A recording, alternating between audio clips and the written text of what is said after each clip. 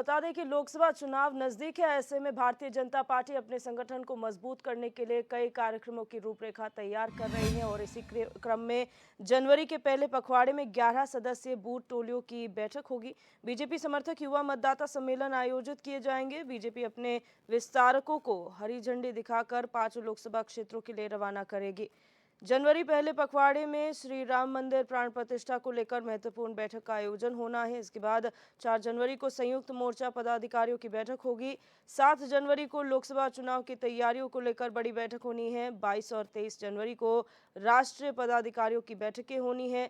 24 जनवरी को सभी मंडलों और शक्ति केंद्रों में नव मतदाता सम्मेलन का आयोजन होगा। वहीं 26 जनवरी को तिरंगा यात्रा के क्रम में मंडल स्तरीय बाइक रैली निकाली जाएगी। तमाम कार्यक्रम जो है प्रस्तावित है भारतीय जनता पार्टी के, और जनवरी का महीना भारतीय जनता पार्टी के लिए विस्तार के तौर पर काफ़ी महत्वपूर्ण है, क्योंकि कई बैठकें होने वाली हैं, मतदाता सम्मेलन होने वाला है, जिस तरह से नए जो मतदाता हैं, युवा मतदाता हैं, उनको साधने का प्रयास भारतीय जनता पार्टी करने वाली है। यहाँ पर सम्मेलन के जरिए उनके वोटर ID कार्ड्स बनाए जाएंगे। उन्हें सरकार की जितनी भी योजनाएं हैं जन कल्याणकारी और युवाओं के हित में जो योजनाएं चलाई जा रही हैं उनके बारे में जानकारी दी जाएगी।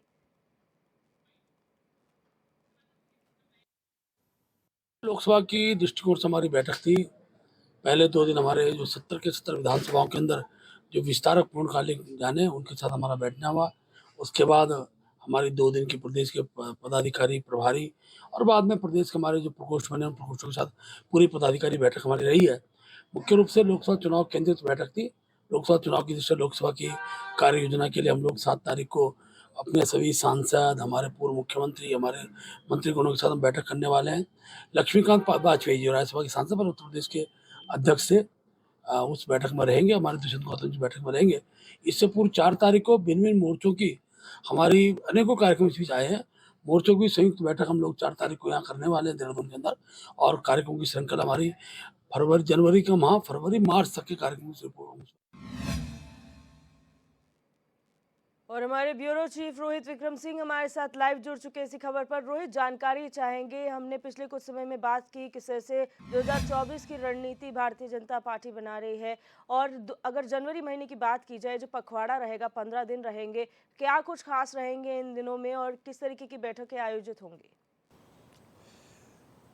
देखिए दिव्या, अभी एक हफ्ता पूर्व ही काशीपुर में महत्वपूर्ण बैठक हुई है, जिसमें तमाम पदाधिकारी, सभी मोर्चों के जो अध्यक्ष हैं, इसके साथ ही भारतीय जनता पार्टी के जितने भी प्रदेश के प्रवक्ता हैं, मीडिया प्रभारी हैं, इसके साथ ही प्रकोष्ठों के संयोजक, सह संयोजक, तमाम लोग जो है इस बैठक में उन्होंने शिरकत की। भारतीय जनता पार्टी के सभी जो जिला अध्यक्ष हैं, उन्होंने भी बैठक में शिरकत की। आगामी 2024 के लोकसभा चुनाव को लेकर आने वाले दिनों में क्या कुछ रणनीति अपनानी है भारतीय जनता पार्टी को, उन तमाम चीज़ों को लेकर इन 2 दिवसीय काशीपुर की बैठक में चिंतन मंथन हुआ।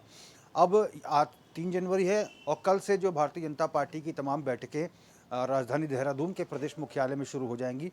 कल भारतीय जनता पार्टी की महत्वपूर्ण बैठक है। सभी मोर्चों के जो फ्रंटल ऑर्गेनाइजेशन से सभी मोर्चों के जो अध्यक्ष हैं, पदाधिकारी हैं, वो रहेंगे। भारतीय जनता युवा मोर्चा, किसान मोर्चा, ओबीसी मोर्चा, अनुसूचित जाति मोर्चा, महिला मोर्चा, इन सभी के जो प्रदेश अध्यक्ष हैं इस बैठक में शिरकत करेंगे। बैठक में भारतीय जनता पार्टी के प्रदेश अध्यक्ष महेंद्र भट्ट रहेंगे। आगामी दिनों में मोर्चों को क्या कुछ जिम्मेदारियां दी जाएंगी, इन तमाम चीज़ों को लेकर चिंतन मंथन होगा। और इसके साथ ही आगामी 7 जनवरी को प्रदेश पदाधिकारियों की महत्वपूर्ण बैठक है, जिसमें सब तमाम जो सांसद हैं, लोकसभा सांसद, राज्यसभा सांसद, ये बैठक में रहेंगे। पूर्व मुख्यमंत्री सभी इस बैठक में मौजूद रहेंगे। वर्तमान मुख्यमंत्री पुष्कर सिंह धामी इस बैठक में मौजूद रहेंगे। और इसके साथ ही भारतीय जनता पार्टी उत्तर प्रदेश के जो पूर्व अध्यक्ष रह चुके हैं लक्ष्मीकांत वाजपेयी, और इस समय राष्ट्रीय उपाध्यक्ष भारतीय जनता पार्टी के और राज्यसभा सांसद हैं लक्ष्मीकांत वाजपेयी, भी इस बैठक में मौजूद रहेंगे। आगामी दिनों में भारतीय जनता पार्टी के चुनाव को लेकर क्या कुछ रणनीतियाँ तय की जाएंगी, इन तमाम चीज़ों को लेकर ये चुनावी बैठक होगी। और इसके साथ ही 11 तारीख से पहले ही 11 सदस्यीय बूथ टोलियों की बैठक होगी, जिसमें बूथ का अध्यक्ष और उनके जो सचिव और तमाम जो उनकी टीम है, इनके साथ बैठकें होंगी। ये बड़ी बैठक होगी क्योंकि बूथ को लेकर भारतीय जनता पार्टी लगातार जो है कार्य कर रही है। और मेरा बूथ सबसे मजबूत, और बूथ जीता तो चुनाव जीता, इस स्लोगन के तहत जो है भारतीय जनता पार्टी इस बूथ के टोलियों की बैठक में शिरकत करेगी और इसके साथ ही बीजेपी समर्थक युवा मतदाता दिवस जो है ये भारतीय जनता पार्टी मनाएगी, जिसमें भारतीय जनता पार्टी जो नए मतदाता हैं उनको पार्टी से जोड़ने का प्रयास करेगी।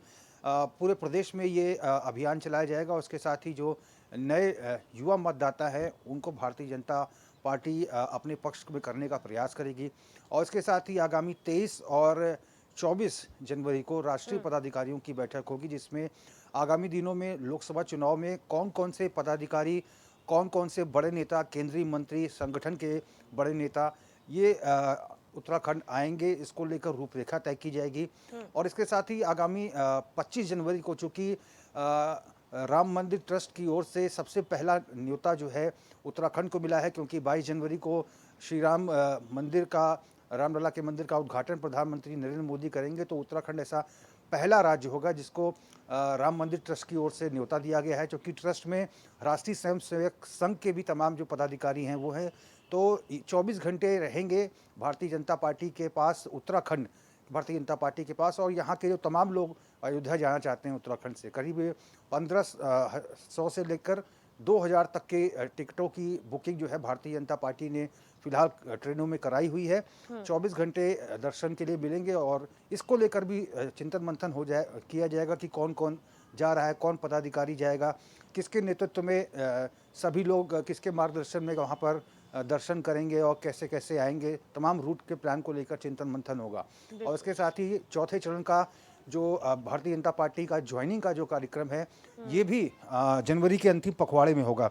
और इसके साथ ही 26 जनवरी को भारतीय जनता पार्टी समूचे प्रदेश में तिरंगा यात्रा निकालने वाली है और 31 जनवरी को प्रधानमंत्री नरेंद्र मोदी के जो मन की बात का कार्यक्रम है इसको भव्य रूप से मनाने की कार्ययोजना है। तो ये तमाम जो कार्यक्रम है ये भारतीय जनता पार्टी के आगामी चुनावी दृष्टि से तय किए गए हैं, जिसकी शुरुआत जो है कल से देहरादून के पार्टी मुख्यालय में होगी। बिल्कुल रोहित, यहाँ पर हमने देखा है हर रणनीति जो भारतीय जनता पार्टी बनाती है बहुत सोच समझ के बनाई जाती है और जो मौका होता है उसको देखते हुए बनाई जाती है। 22 तारीख बहुत महत्वपूर्ण तारीख है सभी के लिए और खासतौर पर भारतीय जनता पार्टी के लिए, क्योंकि ये वादा किया गया था राम मंदिर बनाने का।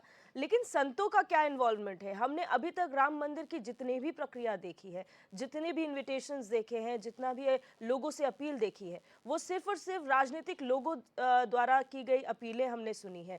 यानी कि राजनीति से ओतप्रोत ये नजर आ रहा है। संतों का क्या रोल है इसमें? क्योंकि धर्म की बात करें तो धर्म से जोड़कर हम संतों को देखते हैं, लेकिन राम मंदिर में संत इतने बढ़ चढ़कर आगे नहीं आ रहे हैं। जी निश्चित तौर पर, चूंकि जब राम मंदिर जहां पर निर्माण कराया जाना उसका जब भूमि पूजन हुआ था उस दिन भारी संख्या में संत समाज के लोग मौजूद हैं और ऐसा नहीं है कि 22 जनवरी को संत समाज नहीं रहेगा। संत समाज वहां पर भारी संख्या में रहेगा।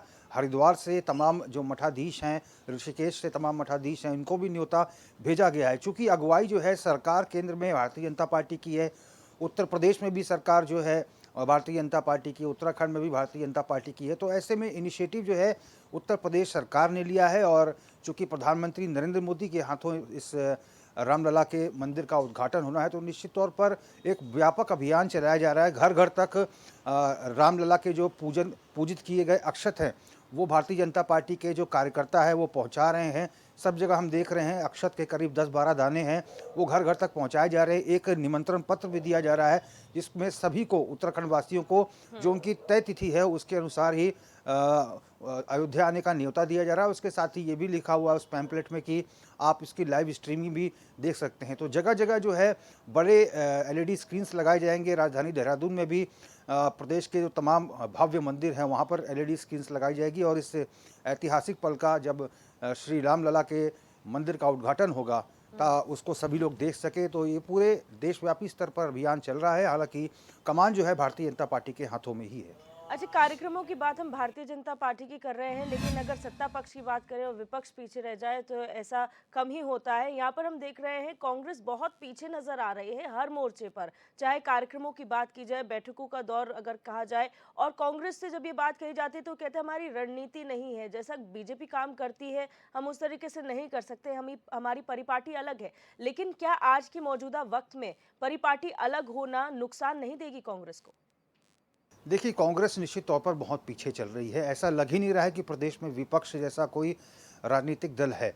और चूंकि पहले भी इस बात को कहा जा चुका है कि प्रदेश अध्यक्ष कांग्रेस के करण माहरा लगातार जो है केंद्रीय नेतृत्व को उत्तराखंड आने का आगमन देते हैं, लेकिन अभी तक उत्तराखंड कोई भी बड़ा नेता नहीं आ रहा है, ना ही उनके राष्ट्रीय अध्यक्ष मल्लिकार्जुन खड़गे, ना ही केसी वेणुगोपाल। और राहुल गांधी के आने का एक शिगुफा छोड़ा गया था कि राहुल गांधी बरसातों के बाद आएंगे, लेकिन अभी तक भी उनके कार्यक्रमों को लेकर भी कोई तस्वीर साफ नहीं है।